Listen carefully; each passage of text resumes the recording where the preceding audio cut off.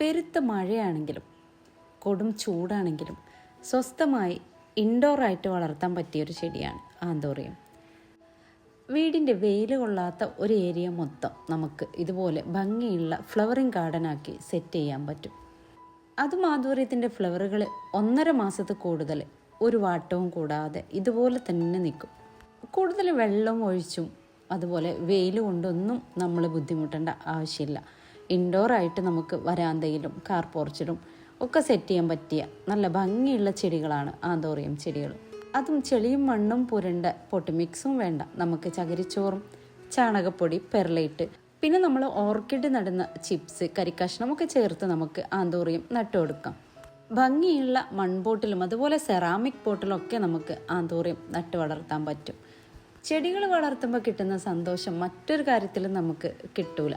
അത്രയും സന്തോഷമാണ് നമുക്ക് ചെടികൾ വളർത്തുമ്പോൾ, അല്ലേ? അതും ഫ്ലവറുള്ള ഒരു ഗാർഡൻ ആയാലോ, അതിമനോഹരമായൊരു ഗാർഡൻ ആയിരിക്കും അത്. അപ്പോൾ നിങ്ങൾക്കും ആന്തോറിയത്തിൻ്റെ ഒരു ഗാർഡൻ സെറ്റ് ആക്കണം എന്നുണ്ടെങ്കിൽ നമ്മൾ മുകളിൽ വാട്സപ്പ് നമ്പർ കൊടുത്തിട്ടുണ്ട്. ആ ഒരു വാട്സപ്പിൽ മെസ്സേജ് അയച്ചാൽ കളറുകൾ നമ്മൾ നിങ്ങൾക്ക് കാറ്റലോഗായിട്ട് അയച്ചു തരുന്നതാണ്. അതല്ല സ്ക്രീൻഷോട്ട് എടുക്കാൻ അറിയുന്നവർ ഏതൊക്കെ കളറുകളാണ് വേണ്ടതെന്ന് വെച്ചാൽ അതിൻ്റെ സ്ക്രീൻഷോട്ട് എടുത്ത് അയച്ചു തരിക. DTDC കൊറിയർ സർവീസ് വഴി നമ്മൾ ആ പ്ലാന്റുകൾ നിങ്ങൾക്ക് അയച്ചു തരുന്നതാണ്.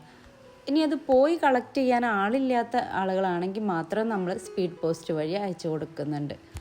അപ്പോൾ മുകളിൽ കാണുന്ന നമ്പറിൽ മെസ്സേജ് അയച്ചാൽ മതി കേട്ടോ. എല്ലാ കളറുകളും ഇപ്പം നമുക്ക് അവൈലബിൾ ആയിട്ടുണ്ട്. ഹെൽത്തി ആയിട്ടുള്ള പ്ലാന്റുകളാണ്.